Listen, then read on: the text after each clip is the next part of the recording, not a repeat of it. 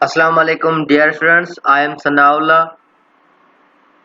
आज हम एक्सरसाइज 2.3 हल करेंगे मैथमेटिक 113 में और उसका क्वेश्चन नंबर 1 हल करेंगे। इसमें दिया गया है क्वेश्चन नंबर 1 का पहला ही पार्ट है sum the series 5 + 8 + 11 + 14 plus and so on at the nth term. मतलब कि कोई टर्म डिफाइंड नहीं है कि एक ऐसी सीरीज है जो कि जा रही है पता नहीं, मतलब कि अनएंडिंग इसकी टर्म्स हैं। तो इसलिए जो अनएंडिंग टर्म्स होती हैं, ना खत्म होने वाली टर्म्स, उसको हम एन टर्म्स कह देते हैं। तो मैं आपको बताता चलूं कि एक तो अर्थमेटिक प्रोग्रेशन था। प्रोग्रेशन के बारे में मैंने आपको बताया था कि एक सिलसिले को हम अर्थमेटिक प्रोग्रेशन कहते होते हैं। अर्थमेटिक क्यों कहते हैं? क्योंकि हर एक टर्म के बीच में जो डिफरेंस होता है वो कॉमन होता है।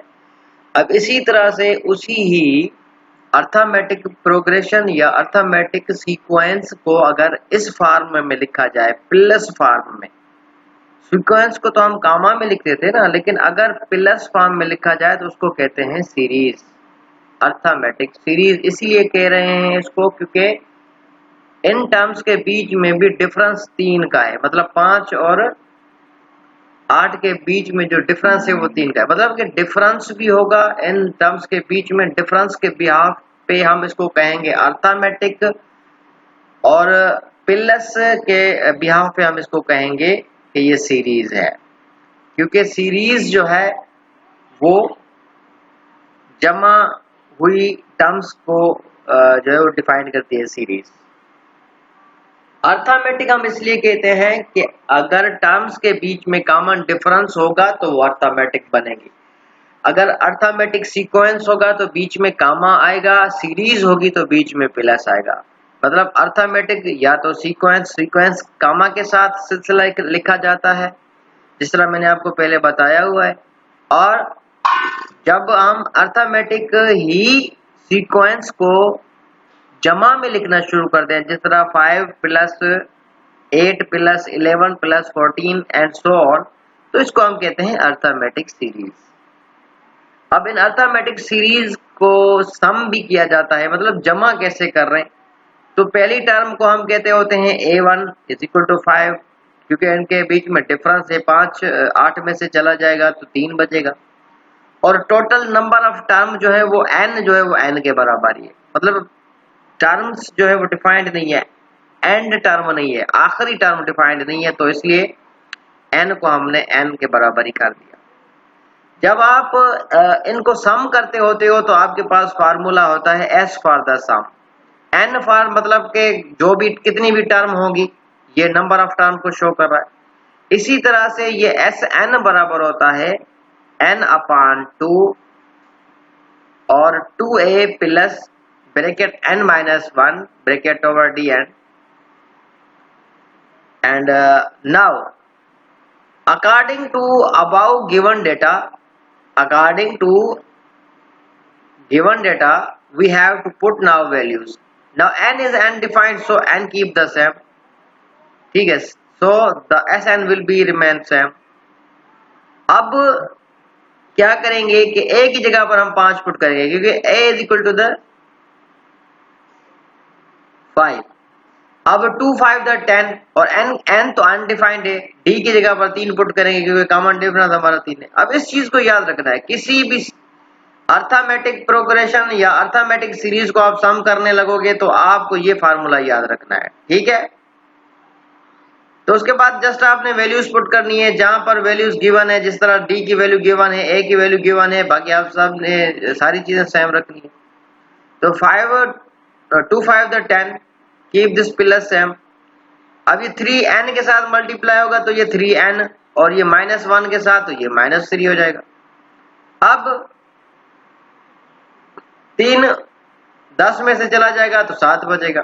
तो फाइनल हमारे पास यही जवाब आया। मतलब ये जो अबाव सीरीज दी गई है, इसको अगर सम करोगे तो उसका जवाब यही आएगा कि Sn = n/2 and 3n + 7। This is it. अब किसी भी सीरीज को जमा करोगे तो आपको ऐसे ही करना होगा। उसके बाद क्वेश्चन नंबर 1 का सेकंड पार्ट है सम द सीरीज। अब ये यहाँ पर एक और सीरीज दी गई है 51 plus 50 plus 49 and up to the 21, up to the 21। अब इसमें ये है कि मिसाल के तौर पर पहली टर्म्स जो है वो A1 कहलाएगी, पहली term A1 is equal to 51। Difference तो हम मालूम कर सकते हैं कि भाई अगर 50 में से 51 चला जाएगा तो -1 का डिफरेंस आ रहा है, क्योंकि डिफरेंस हम सेकंड टर्म में से पहली टर्म सब्ट्रैक्ट करते होते हैं, तो ये हमारे पास -1 हो गया। यहाँ पर मैंने थोड़ा इसका खुलासा भी कर दिया। अब यहाँ पर जो है आखिरी टर्म जो थी डिफाइंड नहीं थी, यहाँ पर आखिरी टर्म जो है वो मतलब के एंड हो रही है, एन नहीं है, कोई ऐसा कोई वेरिएबल नहीं है, यहाँ पर है आखिरी टर्म। मतलब ये एक ऐसा सिलसिला है जो कम होते होते होते जब 21 बचता है, ठीक है, मतलब नंबर ऑफ टर्म है, ये पहली टर्म, ये दूसरी, ये तीसरी, ये इस तरह से सिलसिला चलते चलते 21 तक जब सिलसिला आता है तो मतलब के कोई ना कोई 21 नंबर ऑफ टर्म तो है ना, 21 अब कौन से नंबर पर है इसको हम फाइंड करेंगे। ये इसको यहाँ पर हम फिलहाल जो है क्वेश्चन मार्क देंगे कि भाई 21 टर्म तो है, टर्म एंड हो रही है, लेकिन कौन सी टर्म है ये हम मालूम करेंगे। लेकिन आखिरी टर्म जो है, आखिरी टर्म को हम an कहते होते हैं, वो हमारी 21 के बराबर है, और क्योंकि इसका सम भी करना है तो मतलब कि sn को भी फाइंड करना है, सम को। अब जैसे कि हमारे पास ये n नहीं दिया गया तो n को फाइंड करेंगे। n को फाइंड करने के लिए जो पहला जनरल टर्म फार्मूला था वो हम यूज करेंगे। जनरल टर्म फार्मूला हमारे पास ये कि आखिरी टर्म पहली term n minus 1 N D.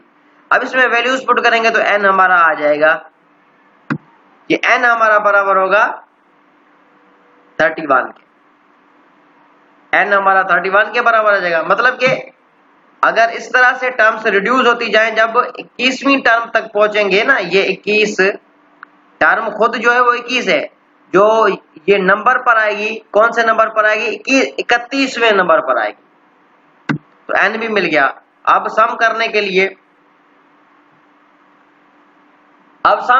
लिए हम सम का फार्मूला पहले लिखेंगे कि भाई सम का फार्मूला होता है Sn is equal to n/2 and bracket 2a1 plus bracket -1 and d। अब जहां पर ये वेरिएबल्स हैं सिंपली हमने वैल्यूज पुट करनी है।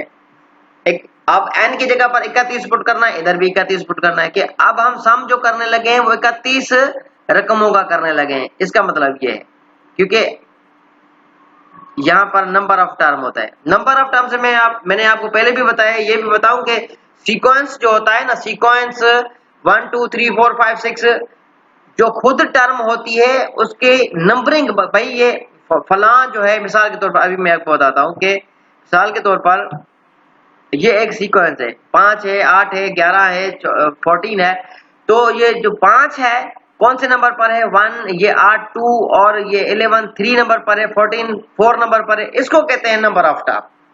ठीक है, इसको कहते हैं क्या, नंबर ऑफ टर्म। इसी तरह से ये 51 जो है पहले नंबर पर है तो n कहते हैं इसको, क्या ये n1 है, n2 है, n3 है, और इसी तरह से। तो ये n इस चीज को शो कर रहा है कि भाई आपने कितने जो है वो टर्म्स का सम करना है, 31 टर्मों का आपने जो है वो सम करना है। ठीक है, तो जहां पर n है वहां पर आप n पुट करें, जहां पर a है अब वहां पर a पुट करें, जहां पर d है वहां पर d पुट करें। तो सिंपली आपने जब इसको सिंपलीफाई किया तो फाइनली आपके पास सम बचा 1116, 1116। और इसी तरीके से आपने क्वेश्चन नंबर 3, क्वेश्चन नंबर 1 का तीसरा और चौथा जो है वो हिस्सा करना है आप। ठीक है, तो इस सवाल के रिगार्डिंग अगर आपको कोई मसला हो तो आप मुझसे जो है ना वो ज़ूम पर पूछ सकते हैं। और मैं आपको बताता चलूं